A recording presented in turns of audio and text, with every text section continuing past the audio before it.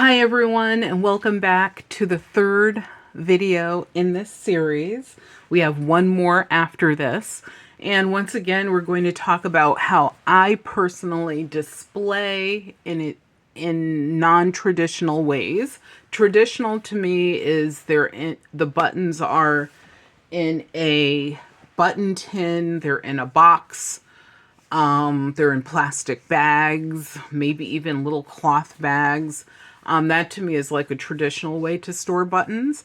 But we're here to talk about the non-traditional ways, in my opinion, that I store and or display my buttons. And I do this because I like to take them out and have them look presentable, I guess I'll say, without me having to go through sorting and this and that of them. And this just makes it easy in some cases to grab something and take it with me, whether I'm going thousands of miles away from home or simply downstairs. So we went over in the past two videos also some button history. We talked about materials a bit, where some of these buttons actually originated from, etc. So we're going to continue with the tidbits and the information sharing. So please, down in the comments, let's have a discussion. I love to learn. So I don't know everything about the subject, obviously. So anytime I can learn new information, or at least you give me information and then I can go back and do my own research on it. There's a guy, his name is Matt. He is the curator of the Old Curiosity Shop.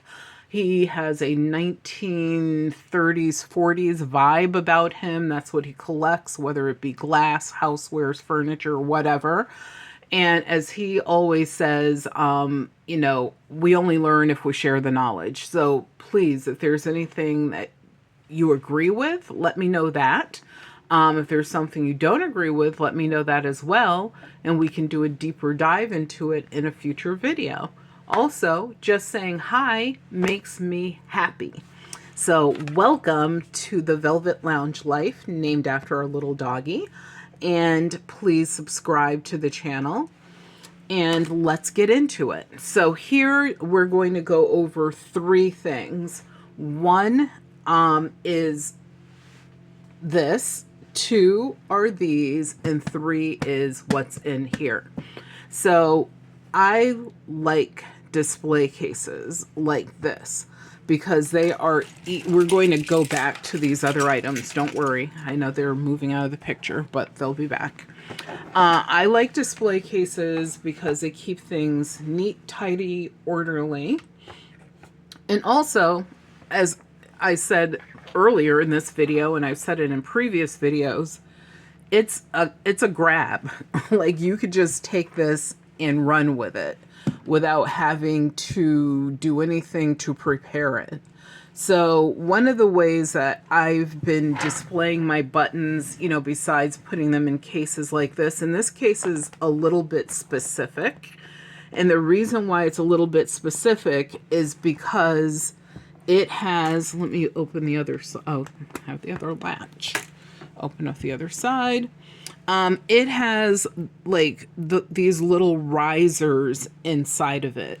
So unlike a traditional display case where everything is a flat lay, this is one where, the item is sort of raised up a little bit. So you can, in my opinion, you could see it better. And also it gives, like, each tier has its own moment. So one of the things that I've been doing for quite a while, and honestly, once again, you're going to hear me reference art books, junk journals.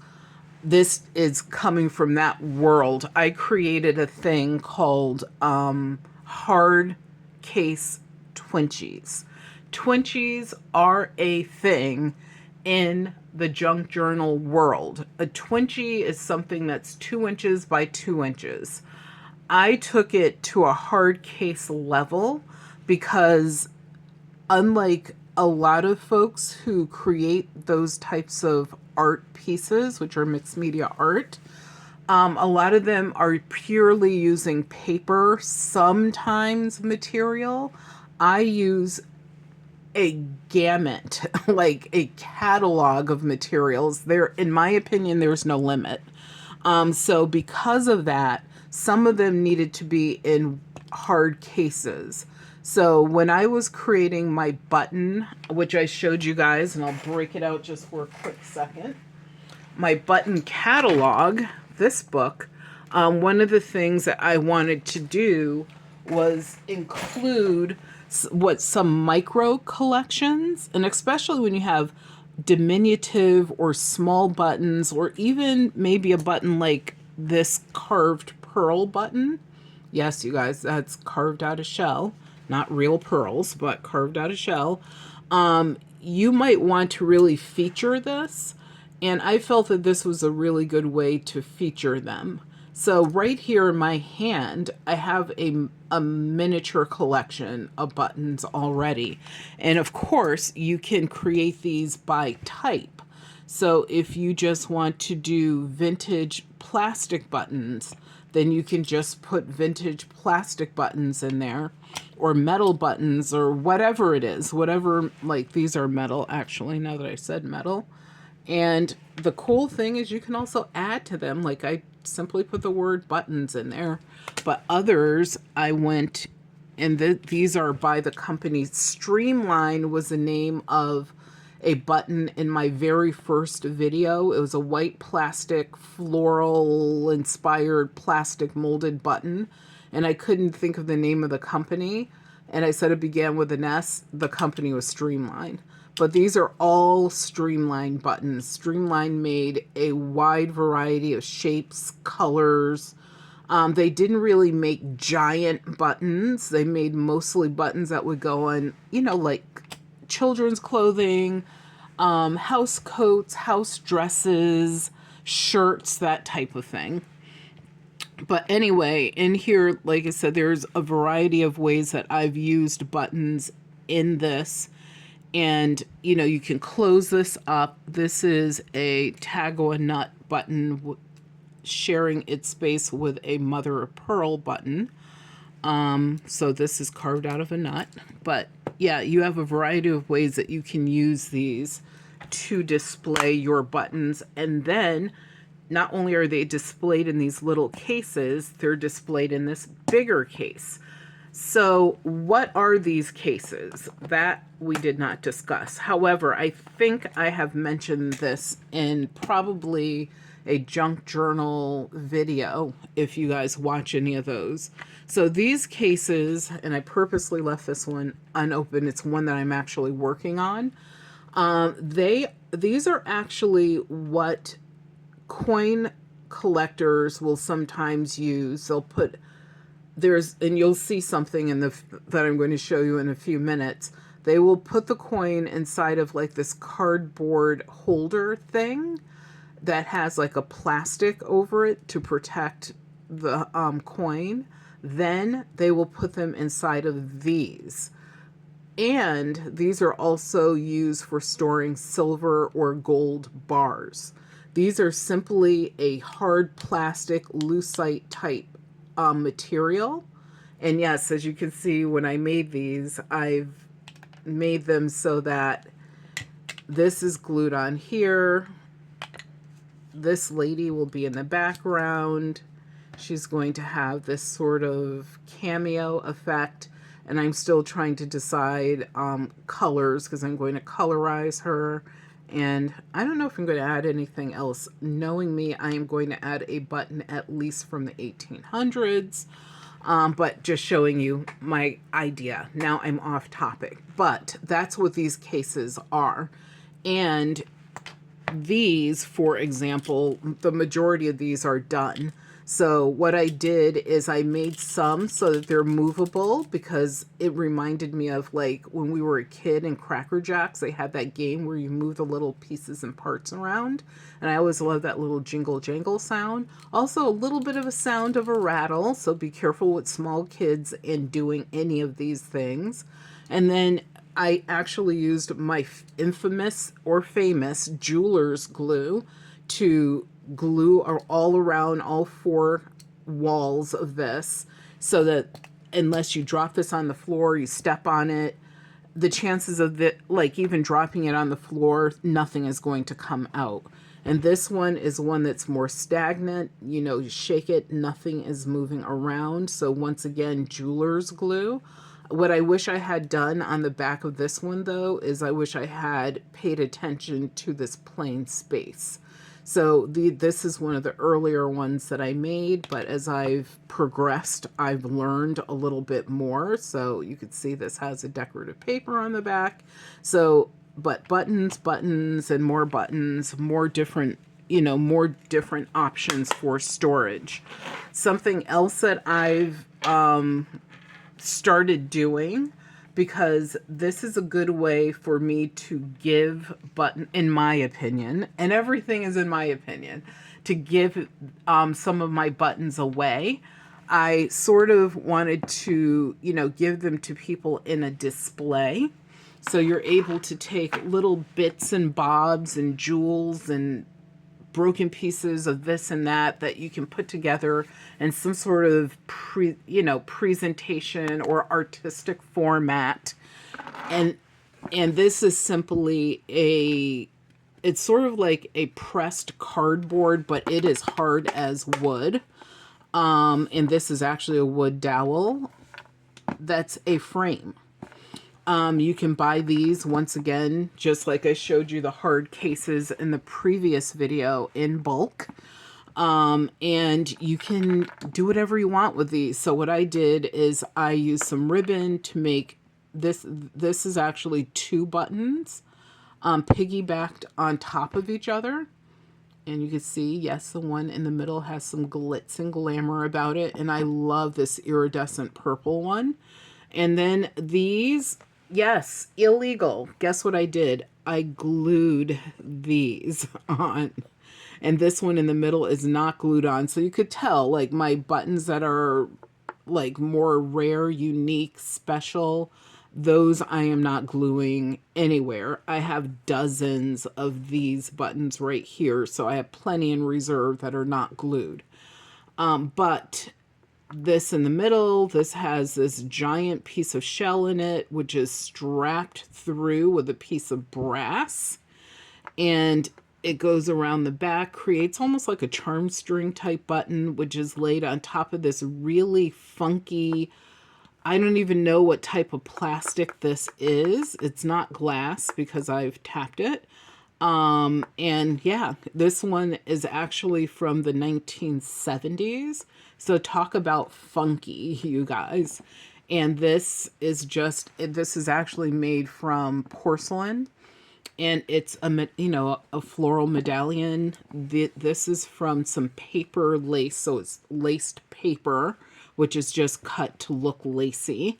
And then I put some of that on the background. I used latex markers to paint this, if you will. And because the tip is made sort of like a paintbrush, and then I used a metallic around the edge, and you can see how the buttons are strapped in, the ones that are hanging and dangling. And you simply put the tabs, just click them back in place, and then you end up with this. So part of this is it's about the details. How detailed do you want to be? How over the top do you want to be? How simple? And then here's one that I think is very simple. And because of the name, I tried to go with a sort of smaller, simple, quote unquote, in my, once again, opinion, elegance. And because of the name Chanel, I decided to do this one big, bold fashion button on this beautiful background, which this is actually a material. It's cotton, and it has this beautiful black with a little dots and a little bit of floral design that wasn't over the top.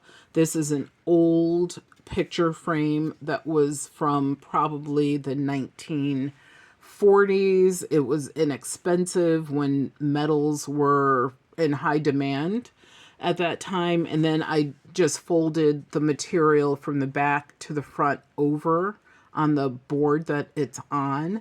so that the back would look as nice and soft as the front does. And this is actually when you go to like which is sad because department stores are dying. But if you go, and someone who's a vintage loving person like myself, it's sad. But if you still go to a department store, like I went to Macy's, you can get the perfume sample, like cardboard pieces that they spray the sample on, or you can do it yourself now. And you could just pick up a couple of these. Please don't take them all.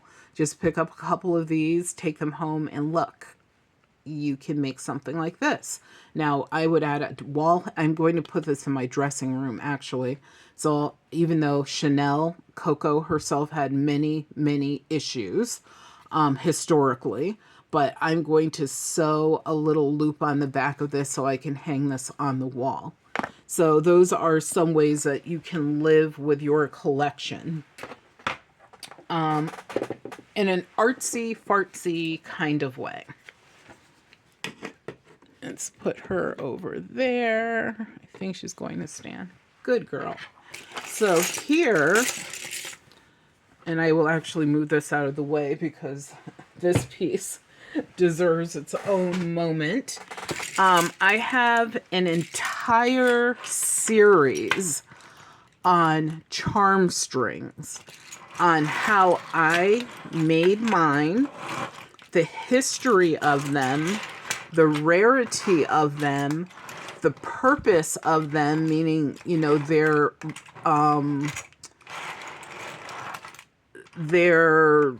what am I trying to say? Their origin story, which is very interesting. And I really think it's really interesting because it has a lot to do with being a female.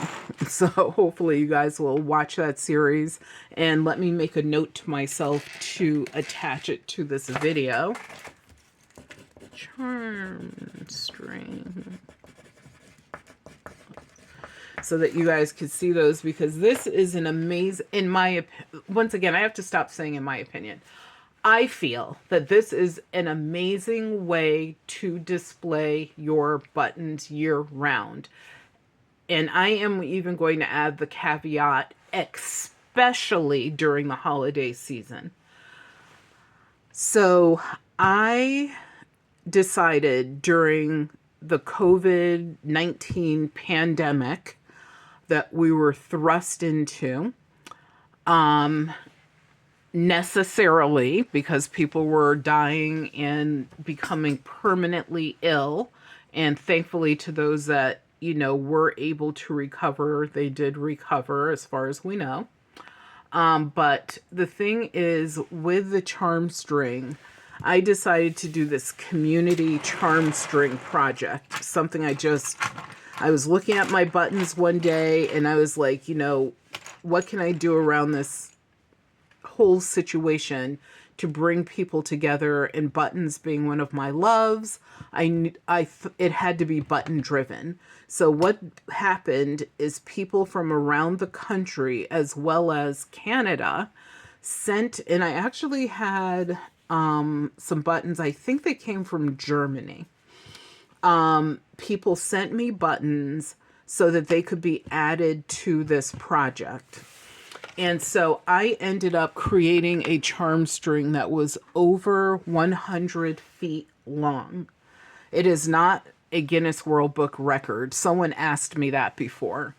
And there is someone who has a Guinness World Book record for the longest charm string. I should probably do that. But I was trying to, you know, be very purposeful with some of the buttons that were being used versus just using any old button. And people sent some beautiful buttons that I was able to use. And the others were donated that I couldn't use. So what I did after I ended up displaying that charm string for the holiday season, when I completed it, it was, I believe, in the spring or fall.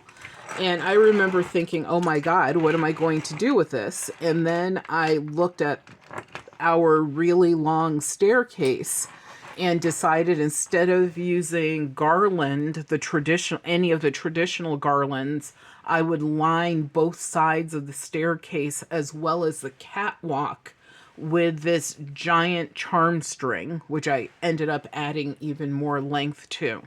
So it was pretty impressive to see. I added some little like fairy lights in between, so all the buttons were twinkling and the metals were gleaming. It was amazing.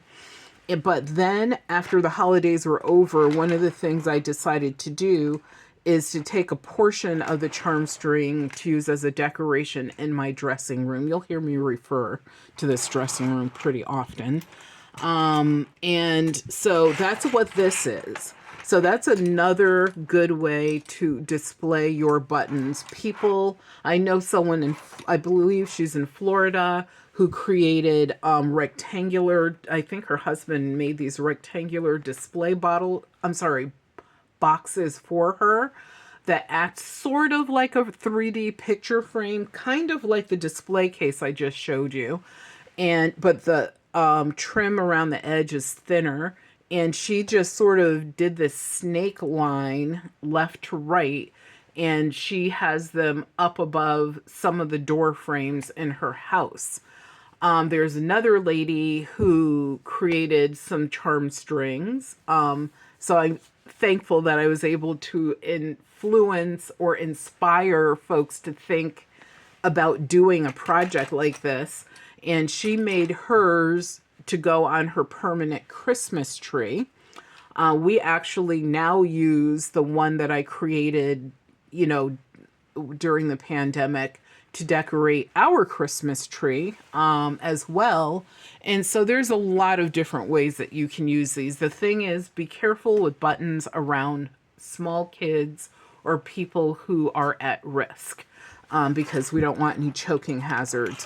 But this one has a variety of buttons on it, everything from pearl to glass to, the only thing this one doesn't have is plastics on it. All sorts of metals from nickel to brass. There's, yes, some enameled ones in here. Even look at this little light blue, and it's speckled. I don't know if you can see that.